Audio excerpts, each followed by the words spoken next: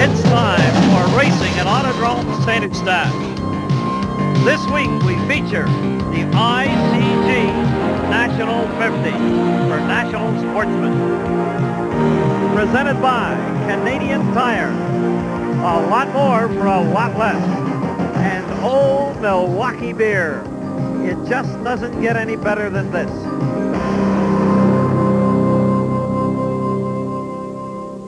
Welcome back to Autodrome St-Eustache. I'm Brian Mulligan, and a pleasure to be with you. Last week, the National Sportsmen had their first major event of the year. This week, they're back for the ICG National 50. Also joining us is technical advisor Eric Descaries. Eric, on Tech Info this week, what's your subject? Well, we will talk about the specification of this track. But before we do that, Brian, I want to show you how the cars go through technical inspection before the races. Each car competing in the major classes will have to go through a preliminary inspection. It all begins with measuring the total height of the car.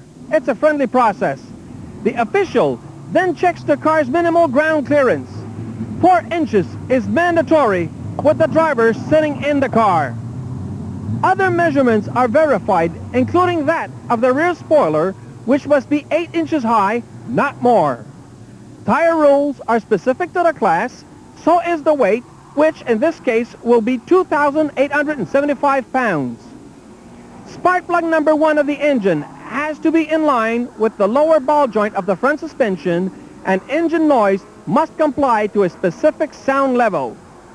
Finally, the car is then pushed on the scales to verify the weight before it gets on the track.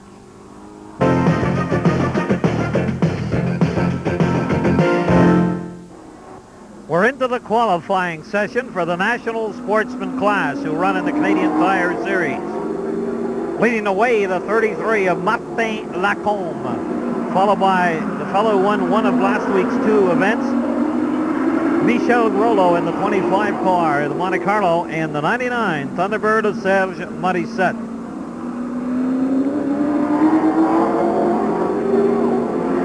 Lacombe taking the checkers in this qualifying heat,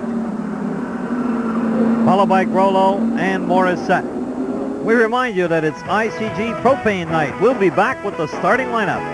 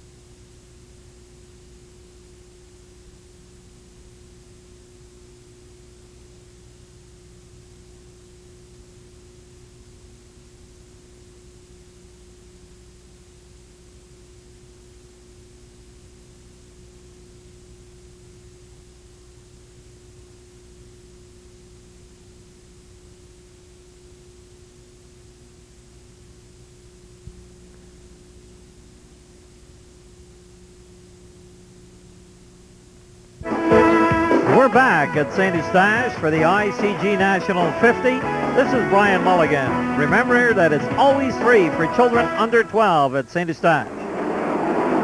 Having a look now at the starting lineup for the National Sportsman class. On the pole will be Martin Lacombe, who won the qualifying heat, followed by Michel Grollo. Then on the second row, Marc Morissette on the inside, and outside of him, his uncle, Serge Morissette in the Thunderbird. Looking down the rest of the lineup, Alain Perron will go fifth, followed by Michel Paquin, Steve Maheu, François Audette, Sylvain Lacombe will go ninth.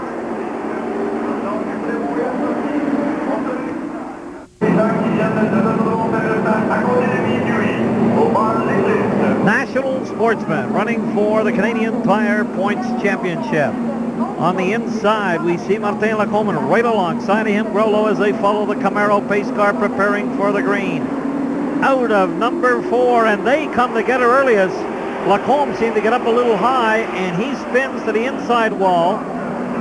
François Audette and Michel Paquin also loop their cars around to avoid collision here, and we'll have to do it all again. We remind you that it'll be an evening of roller skating on the Speedway surface with the Roadrunners roller skating team, Tuesday, July 18th. Back to do it again as we get the restart over again, and this time Morissette is the one that got out of shape, and then Serge Morissette came up and there was contact with the leader.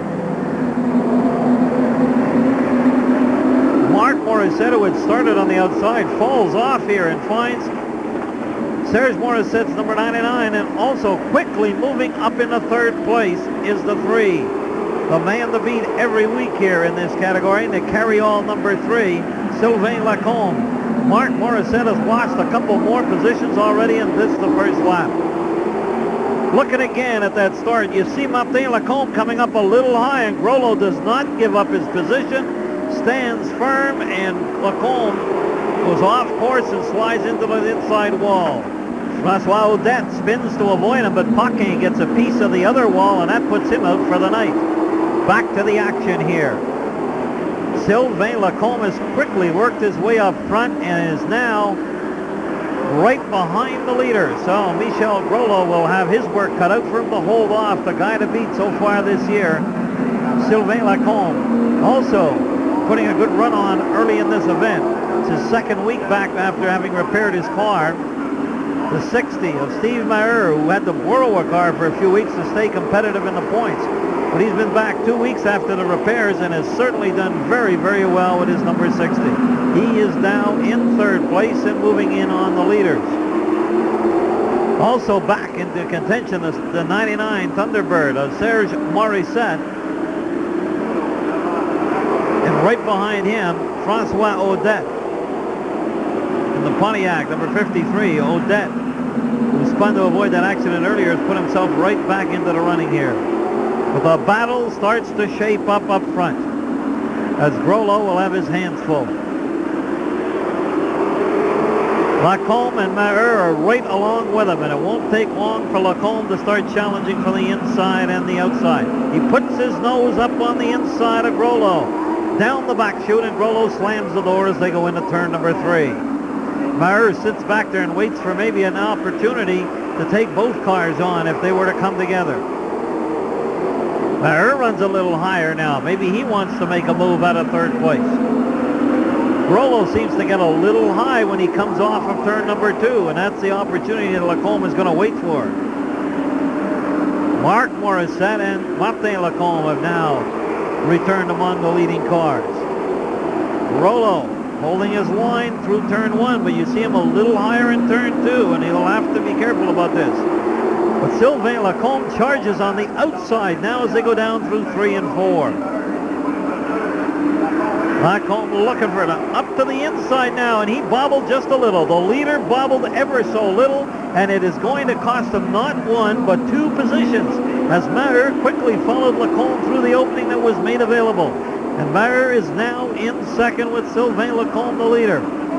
So a very small mistake by Grollo cost him 2 positions, and he dropped from first to third. It's time to take a break now from the ICG National 50. We remind you that everyone's welcome at St-Eustache every Saturday night at 7 o'clock.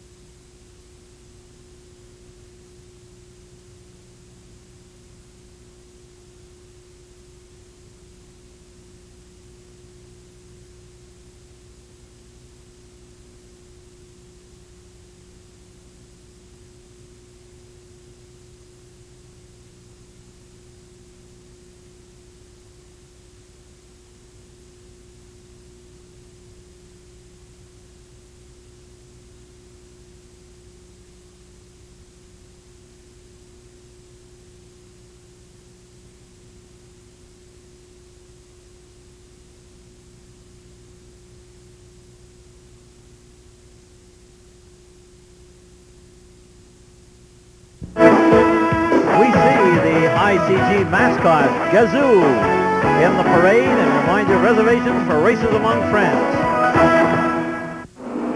We return, and it's the 33rd lap for the ICG National 50. Sylvain Lacombe, the leader.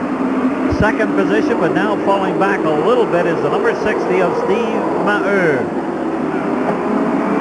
Lacombe of Terrebonne, Quebec, who has had quite a season so far here at the Autodrome and having another good run in this 50-lap event.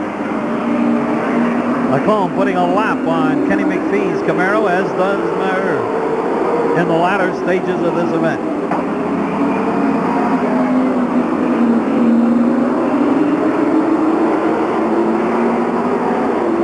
Lacombe seemingly to lengthen his lead at will, and Maheu seems to be content. He's very well placed in second, with the rest of the field farther back. Michel Grollo's third. Fourth is Serge Morissette, and it's Francois Odette that holds down and completes the top five.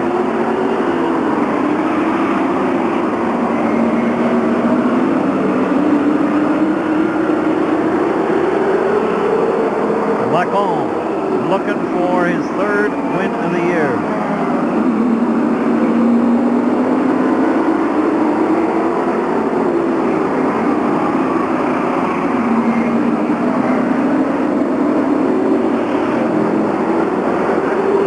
Lacombe seemingly beginning to open up even more of a lead as we come down to the final laps here.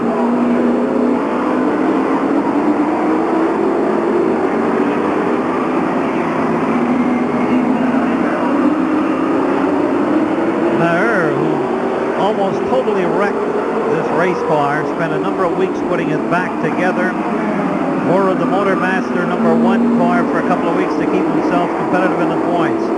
Has certainly come back strong, so now with 2 laps to go, it looks like he wants to mount a challenge again on the leader. But as soon as he begins to close in ever so slightly, Lacombe seems to just go quicker. Final lap. Lacombe, your leader, with 1 lap to go.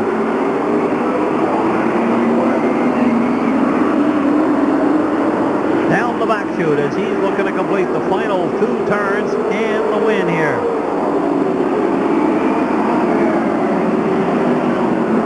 Points leader Sylvain Lacombe takes the checkers and pads his lead in the Canadian Tire Championship.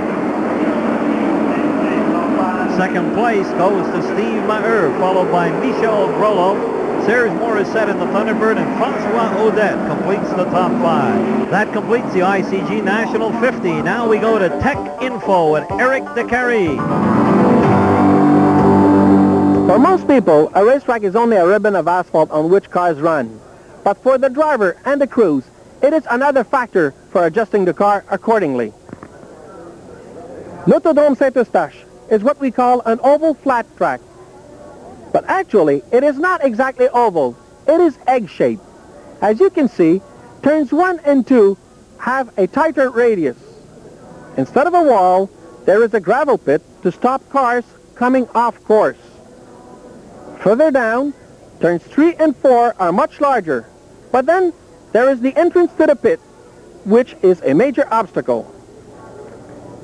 The curves are almost flat, with only a few degrees to drain off rainwater. The straightaways are about 45 feet wide, and the curves about 65 feet wide. So you see, the drivers not only have to compete with other drivers, they also have to tame their cars and the track. Looking at the highlights of some of the other categories, you see the mini novice class here. Leading all the way down to the checkers is the X1 of Alain Poirier in the Volkswagen Rabbit. He's followed by Francois Lorrain and Patrick Leporé. In mini production, the leader and the man to beat so far this year is the 30 of Pierre Bourbonnais. He drives a Volkswagen out of Chateauguay, Quebec. A little ways back is the #1 of Mario Leftikis, also in a Volkswagen, and Stefan Govro rounds out the top 3 in a Dodge Aries. The novice category, the win then going to the Camaro, driven by Henri Vaillancourt, who has a very large margin of victory here in the novice division at this event. Vaillancourt taking the checkers, and we move on to the production class, where we had a 10-lap final. Leading the way, the 177 of Pierre Largy in the Camaro. And he's showing a lot of smoke near the end as the 024 of Guy Jubainville in the Cutlass looks to reel him in. Largy hangs on for the victory, followed by Jubainville, and Gaston Bourbonnais rounds out the top three in a Firebird. The quickest among the mini cars are the mini sportsman category. The winner in the early part of the year was the 49 of Vincent Bisson, but here we see the 50 of Daniel Cherat, who's won the last two events in his Ford Pro, Visa de St. Catherine, Quebec. The leader and going into the final lap is the 49 of Bisson. He's in the GMS Scirocco out of Longueuil and heading for his 5th feature win.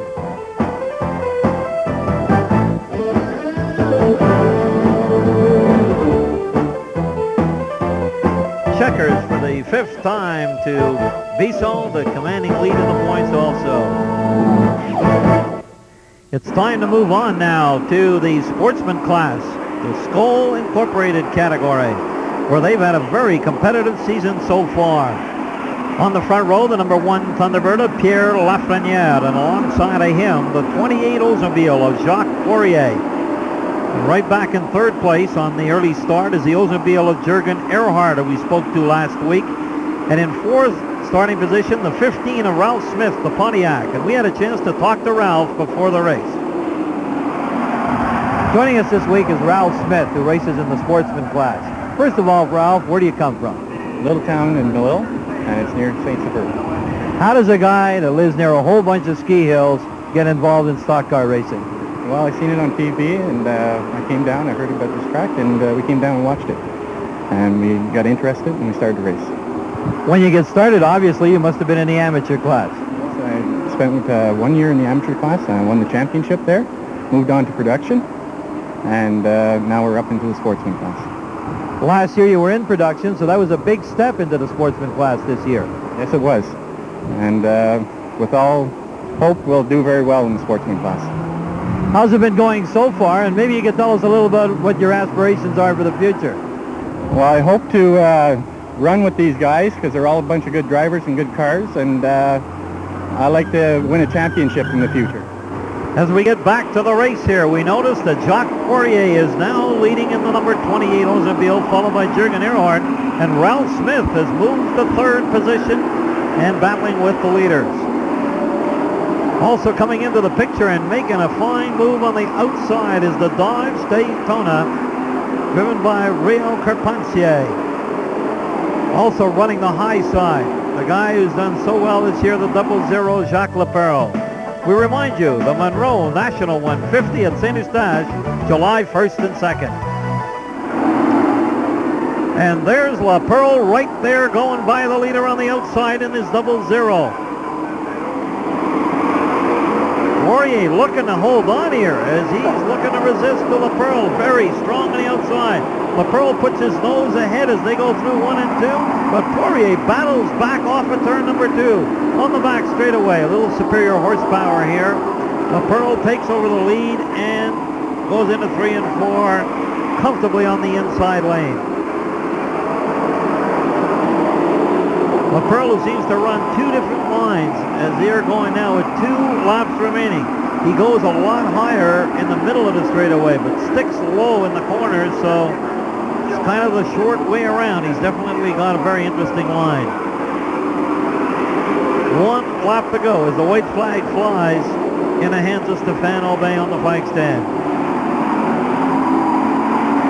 Leperle, Poirier 2nd, and now the Dodge of Carpentier has taken over 3rd as they are completing the final lap, going through turns 3 and 4 here. Down to the checker. Jacques Leperle takes the win.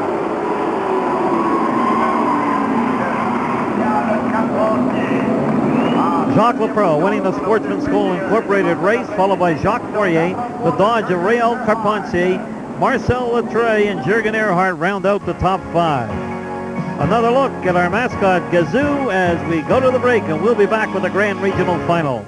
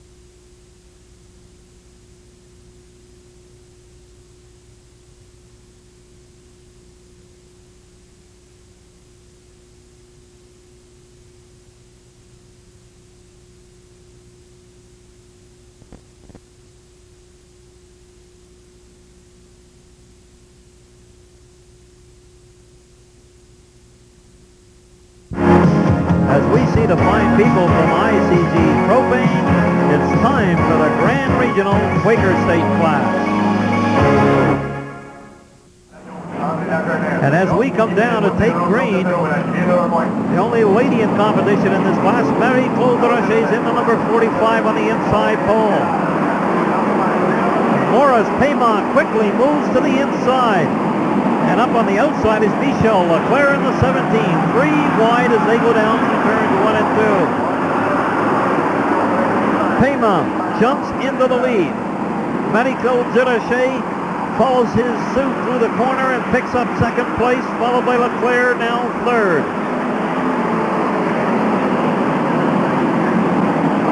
Morris Paymont, the early leader. This Grand Regional class has so far been the most competitive class here at the Autodrome in 1995. Formerly known in 1994 as production class, it certainly has continued its tradition of being the class with a number of cars that can become a winner. The Leger brothers, Paymont, the Brunez, every week a new winner in this class, and Morris Paymont would like to be the winner this time around. But a lot of strong cars behind them will have their say about just what the outcome of this race will be. Among those, we see the 7 of Daniel Bergeron with a piece of the back rear body hanging off the car, but obviously it's still safely attached to the car, or they would be sending him to the pits with a black flag. Paymont the leader, and now in second place is the 17 of Michel Leclerc. Marie-Claude Rocher has been relegated to third, and then it's the 19 of Alain Brunel. Always one of the strong runners in this class, as he now comes into the top 5, along with José Leger, who you'll see shortly on the screen here.